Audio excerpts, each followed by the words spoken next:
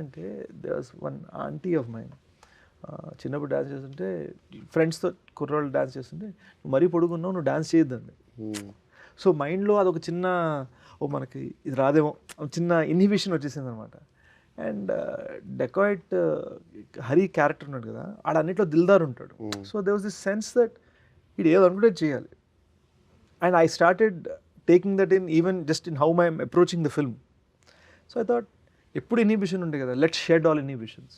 So that shows in the performance. But lovely song. Cinema చూసి మేమిద్దరు అదే అనుకున్నాం. Song నేను చూసిన కట్లో అప్పుడు సాంగ్ లేదు కానీ సాంగ్ గురించి బట్ కాదు. మనకి ప్రీ అండ్ పోస్ట్ చూసాం కదా, సాంగ్ ముందు కూడా చూసాం కదా, ఆ జోష్ ఉంటుంది. No I'm saying in the movie ఆ క్యారెక్టరే నువ్వు చాలా ఇన్హిబిషన్స్ షెడ్ చేసి చాలా కన్విక్షన్తో ఈ పర్ఫార్మెన్స్ ఇచ్చావని తెలుస్తుంది. అదైతే I remember telling you also when I walked out of the film, like which is why I think it's one of your best performances. I finally think